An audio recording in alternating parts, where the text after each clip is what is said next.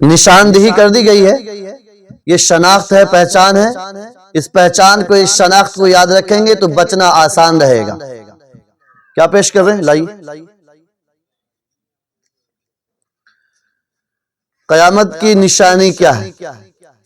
ارے بھائی، قیامت کی نشانیاں بہت ساری ہیں، آپ کو یہ لکھنا چاہیے قیامت کی بڑی بڑی نشانیاں کیا ہیں۔ ان بڑی نشانیوں میں ایک نشانی یہ بھی ہے، قیامت کی نشانی پر روشنی ڈالوں گا، ایک بات سنتے جائیے کہ ایک مولانا صاحب انٹرویو کے لیے بلائے گئے۔ مسجدوں میں امام کی جب ضرورت ہوتی ہے نا، مسجدوں میں جب امام کی ضرورت ہوتی ہے نا، تو لوگ اخبار میں، اسٹیٹس پر، واٹس ایپ گروپ میں، فیس بک پر اپنا پتہ دے کر، نمبر دے کر ڈال دیتے ہیں کہ امام کی ضرورت ہے، اتنی تنخواہ ہے، مناسب تنخواہ دیا جائے گا۔ تو جو ائمہ حضرات آتے ہیں نا، ان کا انٹرویو لیا جاتا ہے۔ ایک مولانا صاحب آئے، ان کا انٹرویو لیا جانا تھا۔ کمیٹی کے سیکریٹری، مسجد کے سیکریٹری، متولی، ممبران سب موجود تھے۔ امام صاحب جو آئے تھے، مولانا صاحب، وہ ممبر رسول پر چڑھے، ممبر پر چڑھے، لوگوں نے انٹرویو لینا شروع کیا۔ اب پہلا سوال کیا کہ قیامت کی نشانی بتلائیے۔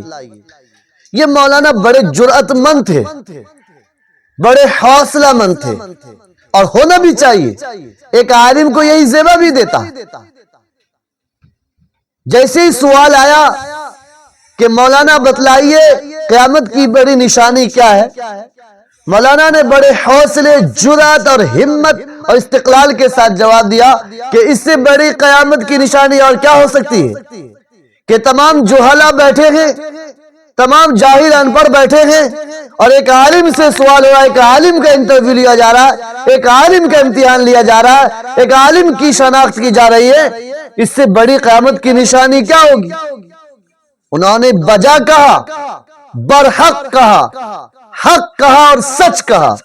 اللہ کے پیارے نبی محمد الرسول اللہ صلی اللہ تعالی علیہ وسلم نے ارشاد فرمایا، قرب قیامت یعنی قیامت کے نزدیک ایک زمانہ ایسا آئے گا کہ لوگ بغیر علم کے فتویٰ دیں گے، بغیر علم کے فتویٰ دیں گے، وہ خود گمراہ ہیں اور اوروں کو بھی گمراہ کریں گے۔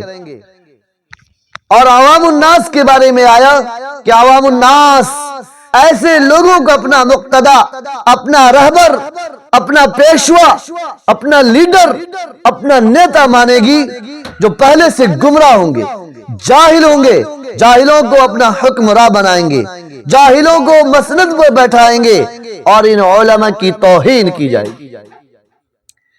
آپ ذرا اپنی نظر کو وسیع کیجئے، اپنی نظر کو دوڑائیے اور دیکھیے وہ زمانہ آ گیا، وہ زمانہ موجود ہے، یہ بھی قیامت کی نشانی ہے۔ معجم صغیر میں اللہ کے پیارے نبی صلی اللہ تعالی علیہ وسلم کا فرمان موجود ہے۔ اللہ کے نبی صلی اللہ تعالی علیہ وسلم نے ارشاد فرمایا کہ عالم بنو یا طالب علم بنو، یا علم والے کی بات سننے والے بنو، یا اہل علم سے محبت رکھنے والے بنو، پانچواں مت بننا، پانچواں ہرگز مت بننا، پانچواں ہلاک ہو جائے گا، برباد ہو جائے گا، تباہ ہو جائے گا۔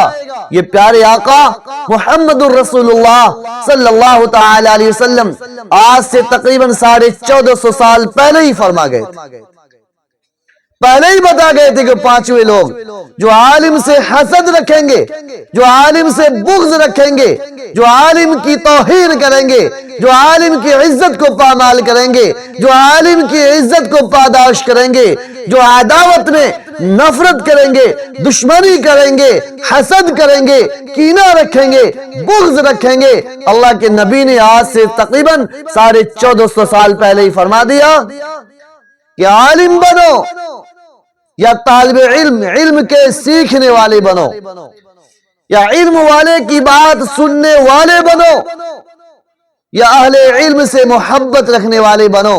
پانچواں مت بننا بھائیو، اپنے علماء اپنے ائمہ کا انٹرویو ایسے لوگ لیں گے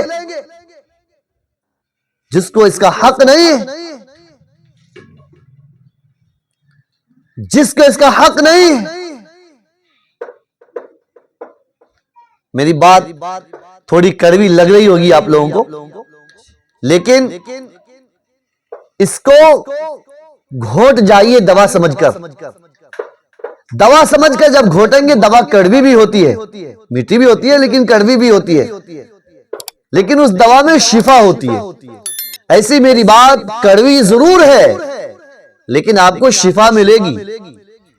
آپ نے کبھی سنا ہوگا، کسی زمانے میں سنا ہے کہ گاؤں والوں میں کمی تھی، گاؤں والوں میں خامی ہے، گاؤں والوں میں خرابیاں ہیں، گاؤں والوں میں کوتاہیاں نہیں۔ جب بھی امام کو رد و بدل کیا جائے گا، جب بھی امام کو چینج کیا جائے گا، تو امام صاحب میں بڑی خامیاں ہیں، بڑی خرابیاں ہیں۔ میں آپ کو ایک مثال دیتا ہوں۔ ایک صاحب کی عمر 70 سال ہے، 70 سال میں اس کے مسجد میں کم سے کم 15 امام آئے، اور نسل در نسل 3-4 نسل کو لے لیا جاوے،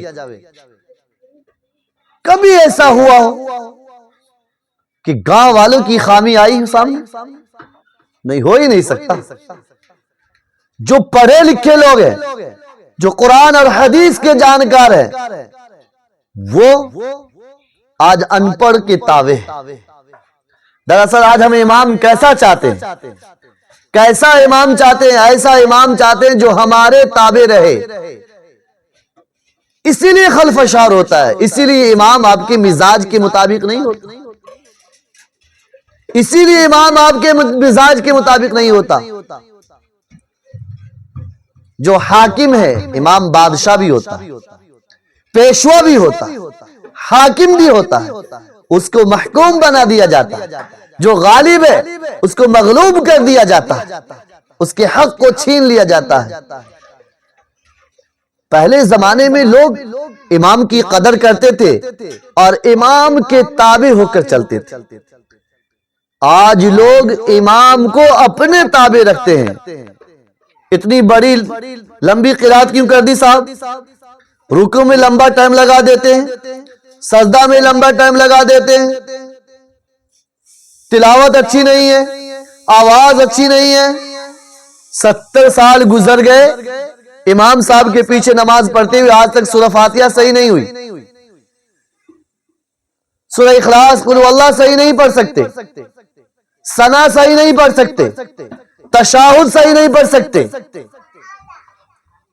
درود شریف صحیح نہیں پڑھ سکتے، دعائے معصورہ صحیح نہیں پڑھ سکتے، اور ان کو پورا گھمنڈ ہوتا ہے کہ ہم امام صاحب سے زیادہ نوافل پڑھنے والے ہیں، ہم امام صاحب سے زیادہ تہجد گزار ہیں، ہم امام صاحب سے زیادہ تلاوت کرنے والے ہیں۔ ان کو اپنے پر فخر ہوتا ہے، لیکن حقیقت یہ کہ عالم ساری رات سویا رہے، یہ ساری رات عبادت کرتے رہے، تو ان کے مقابلے کو نہیں پہنچ سکتے، ان کے درجات کو نہیں پہنچ سکتے، ان کی رفعت کو نہیں پہنچ سکتے، ان کے مقام کو نہیں پہنچ سکتے۔ جس کی گھر میں نہیں چلتی وہ آ کر مسجد میں چلا دیتا، جس کی کوئی نہیں سنتا وہ آ کر امام کو سنا دیتا، جس کی کوئی نہیں مانتا وہ آ کر امام سے منوا لیتا۔ میرے بھائیوں، امام کو اپنے تابع نہیں بلکہ امام کے تابع ہو کر آپ چلیے، امام کے تابع ہو کر زندگی گزاریے۔ اور آخری بات سمجھانے کے لیے یہ ہے کہ جو امام سے آگے چلتا ہے، جو علماء سے آگے چلتا ہے، جو عالم دین سے آگے چلتا ہے، جو عالم دین سے آگے ہوتا ہے، وہ جنازہ میت ہوتا ہے۔ کون ہوتا ہے؟ میت ہوتا ہے۔ امام صاحب پیچھے ہوتے، جنازہ آگے ہوتا ہے۔ گرچہ آپ مرے نہیں، اگر آپ امام سے آگے چل رہے ہیں، امام کو اپنا تابع دار بنا رہے ہیں، امام کو اپنا فرما بردار بنا رہے ہیں، آپ نہیں مرے، آپ کا ضمیر مر چکا ہے، آپ نہیں بکے، آپ کا ضمیر بک چکا ہے، آپ کا دل مردہ ہو چکا ہے، آپ کا قلب مردہ ہو چکا ہے۔ اس موت کا مزہ، کل نفس ذائقۃ الموت کا مزہ تو بعد میں آئے گا، اور یہ تمام کرتوت کا پتہ اس وقت چلے گا، لیکن ابھی آپ کا ضمیر مر چکا ہے، آپ کا دل مردہ ہو چکا ہے۔ حاضرین، میری باتیں صرف اس پر چل پڑی کہ قیامت کی بڑی نشانی کیا ہے۔ قیامت کی ایک نشانی یہ بھی ہے کہ لوگ اپنا مقتدی، اپنا پیشوا جوہلا کو مان لیں گے۔ کوئی بھی مسجد میں کھڑے ہو کر فتویٰ دینے لگ جاتا ہے اور لوگ اس کے سپورٹ میں چلے جاتے ہیں۔ کوئی بھی مسجد میں کھڑے ہو کر اپنی بات بتانے لگ جاتا ہے کہ میرے مطابق، ارے شریعت تیرے مطابق چلنے والی ہے، شریعت تیرے مطابق چلے گی، شریعت کے احکام تیرے مطابق نازل ہوں گے، شریعت کا فیصلہ تیرے فیصلے کے مطابق ہوگا۔ بہت کمیاں آ گئی ہیں، سوچ کو بدلیے، دل کی دنیا بدلے گی۔ دل میں بغض رکھ کر، حسد رکھ کر، کینہ رکھ کر، نفرت رکھ کر، عداوت رکھ کر رب کعبہ کے سامنے دعا مانگتے ہیں، کبھی بھی دعا قبول نہیں ہو سکتی۔ لکھ لو میری بات، نوٹ کر لو میری بات، جب تک حسد، کینہ، بغض، نفرت، عداوت دوسرے کے خلاف رکھو گے دل کے اندر، تمہاری دعائیں قبول نہیں ہو سکتی، تمہاری نوافل قبول نہیں ہو سکتے، تمہاری تلاوتیں قبول نہیں ہو سکتی۔ لوگوں، اس لیے اپنا ایک طریقہ کار بناؤ، اپنی سوچ ایسی بناؤ کہ ہم امام صاحب کی مان کر چلیں گے، امام صاحب کو نہیں منوائیں گے، امام صاحب کے خلاف زہر نہیں اگلیں گے۔ کوئی ایسی بات ہو جو امام صاحب میں پائی جاتی ہو تو اس کو آپ مل کر رفع دفع کر سکتے ہیں۔ دل میں سانپ بنانے سے، زہر بنانے سے کچھ فائدہ نہیں، بلکہ وہ آپ کی دعا اور آپ کی نماز، آپ کی نوافل کی قبول نہ ہونے کا ذریعہ بنے گا، قبول نہ ہوگا۔ حاضرین، ان کا سوال یہ تھا قیامت کی نشانی۔